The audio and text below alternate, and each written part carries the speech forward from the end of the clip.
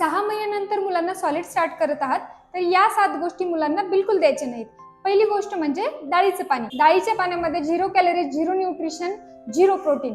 बाळांचं पोट तर भरतं पण त्याच्यामधून काहीच न्यूट्रिशन भेटत नाही। त्यासाठी मुलांना प्युरी फॉर्म मध्ये किंवा मॅश डाळ दिली पाहिजे। दुसरी गोष्ट म्हणजे दुधात बुडवलेलं बिस्किट। आपल्या भारतामध्ये बऱ्याच घरांमध्ये 6 महिन्यानंतर बाळाला दूध बिस्किट चालू करतात। बिस्किट म्हणजे मैदा, साखर आणि पाम ऑइल याचं कॉम्बिनेशन आहे, त्यामधून मुलांना काही पोषक घटक भेटत नाहीत। तिसरी गोष्ट म्हणजे तांदळाचं पाणी म्हणजेच पेज। जसं डाळीच्या पाण्यातून काहीच न्यूट्रिशन भेटत नाही तसंच तांदळाच्या पाण्यातूनही बाळाला काहीच पोषक घटक भेटत नाही। चौथी गोष्ट म्हणजे मार्केटमधून आणलेलं सेरेलॅक, ज्यामध्ये खूप जास्त प्रमाणात साखर, आर्टिफिशियल प्रिझर्वेटिव्ह आणि हायली प्रोसेस्ड पावडर आहे। हे दिल्यामुळे बाळाच्या शरीरात नको त्या प्रमाणात साखरेचं प्रमाण वाढतं, बाळाच्या किडनीवर साखरेचा लोड येतो।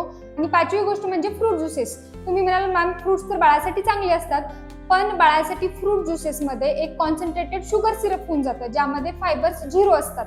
त्यामुळे बाळांच्या जिभेला ती गोड खाण्याची सवय लागते, त्यांच्या टेस्ट बड तशा डेव्हलप होतात, त्यामुळे मुलं जे नॉर्मल जेवण असतं ते कमी खातात।